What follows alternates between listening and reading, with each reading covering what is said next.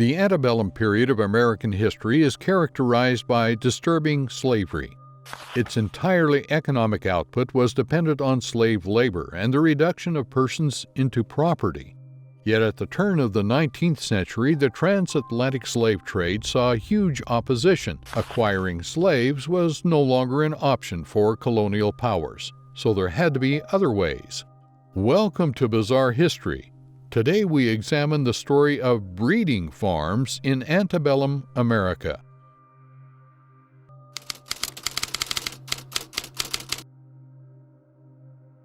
Laws and acts passed across the 18th century in America steadily degraded and destroyed any personhood an enslaved individual had. This process most pointedly took the enslaved from personhood to thinghood, leaving all rights belonging to the owner of the slave and not the person in slavery. As this ideology and culturizing took hold, the sale and purchasing of slaves became accepted, with no objection from American society or its people. There is little altruism to be found in the action of prohibiting slave importation to the United States. The key players in the politics of formative America at the time show us this. President Thomas Jefferson was a renowned slaver, siring 6 children with the woman he owned, Sally Hemings, and Virginia native, well aware of the economic backbone slavery was to the South. Far from the end of importing slaves creating the spark to fire up abolition, the decrease of external slave supplies meant the value of domestic slaves would rise. People had become products along with being the means of production. Virginia, Jefferson's state, would become the leading state in the production of slaves. Over time, the sale of slaves became its leading export product, even above tobacco.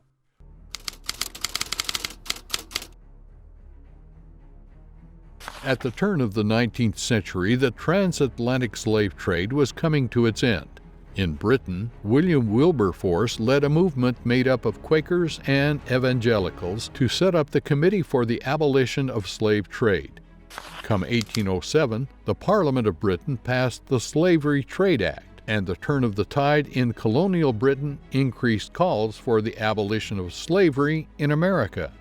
At this time, the economics of slave labor and its produce was only growing in America. The production of sugarcane, cotton, and rice, particularly in the Deep South and Western America, were lucrative to the point of being viable political capital. Before the American Civil War, King Cotton was a phrase used to summarize the productive monopoly slave states had over abolitionist states in the North.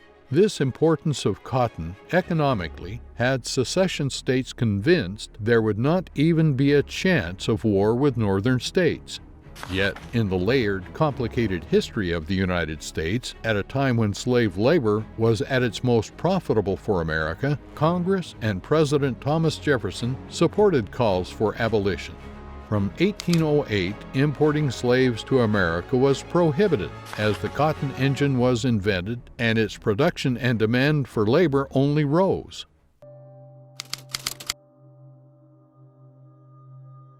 The 1808 Prohibition Act served as a great protection to the internal slave market, and slave owners doubled down. Quite chillingly, slave owners referred to breeding as a natural increase, despite the clear management and collective efforts that went into it. In an utter tangle of priorities, black women enslaved in America became a rare pillar, receiving free health care, if not the very first. As termed by Ned and Constance Sublettet in their book The American Slave Coast, the enslaved woman's womb became capitalized. Fertility and its safeguarding became of the utmost importance to those in the slave trade. It's understood that home medical journals began to be circulated to aid slaves through difficult births when the matter would have been previously disregarded. Black female slaves were expected to produce 4 to 5 children. Let there be no mistake, the high mortality rate of slaves was a cornerstone of breeding's importance. Good breeding stock was commonly used to advertise a female slave for sale. Many women in these circumstances would have found themselves being continually bartered and incentivized by slave and plantation owners. It was not uncommon for an enslaved woman to have been posed an offer of freedom should she bear 15 children. The reality was a child as young as 12 to 13 could be forced into pregnancy and give birth to a child that would be taken from her only to be forced into a life of slavery. But people had become products under this system. The means were nothing short of dehumanizing. Childbearing for women slaves would start as young as 13 years old.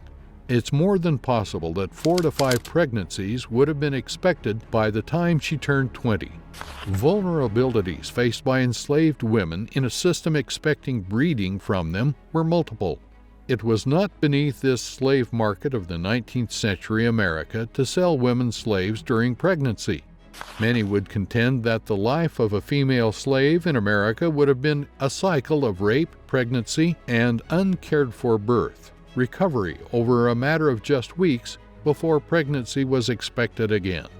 Masters and slave owners have been detailed in numerous accounts as fathering slaves themselves.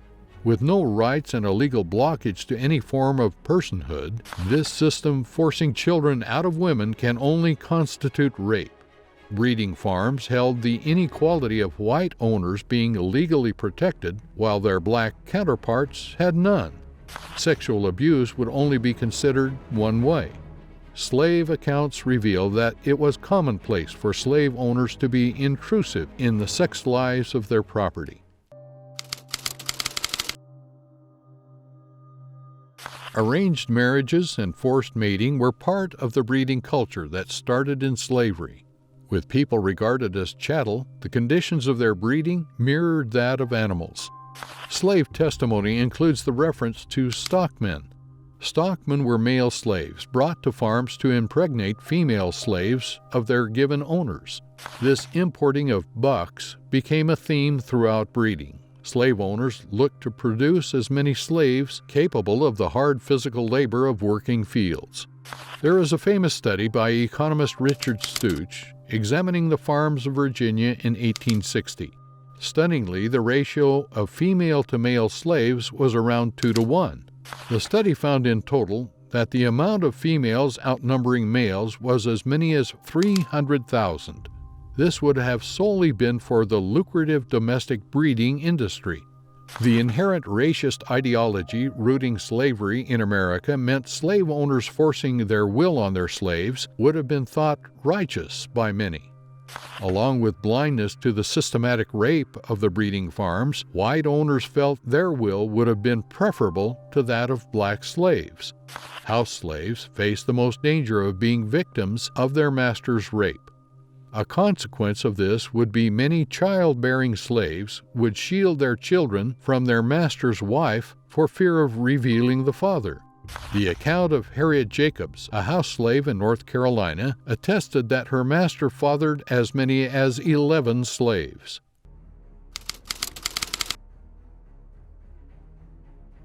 None of this factory breeding and abuse was for anything other than the reinforcement and strengthening of profit. Accounts include those in the slave trade remarking at the profitability of their breeding farms. A Virginia slave trader declared that the use of enforced breeding policies had brought him 6,000 slave children to sell over a calendar year. Thomas Jefferson is alleged to have boasted that Virginia's capital raised 4% every year through the birth of black children. Once people were considered to be property, the money made from the industry developed and furthered. By the mid-1800s, the South's slave trade has been estimated as worth around $4 billion. This utterly dwarfs the national income in gold and silver, overall currency, and even southern farmland. The slavers had made slaves more valuable than they ever could have thought possible. Most shockingly, the slave trade over the opening decades of the 1800s took slaves from property to securities. The humanist side of taking people's personhood and reducing them to property has long been outlined in the history books. The legal side of turning people into property has been less explored, quite possibly for its stomach-turning consequence. Slave owners of the 1830s wanted more capital in their states and realized a way to do it through the lack of legal status any slave had, by mortgaging them. Banks were set up in informative southern states, including Louisiana and Mississippi, where slaves were mortgaged as properties to the banks. These mortgages were repackaged into bonds that could be sold globally. This meant many over the world where slavery had been outlawed were profiting from bonds backed by their value. In a sardonic twist, arguably, the prohibition of the slave trade ended up developing the financial roots it formed over an allegedly enlightened world. If you want more of history's long-held secrets and darkest confessions, hit like, subscribe, and ring that notification bell. From us at Bizarre History, thank you for watching, and we'll see you next time.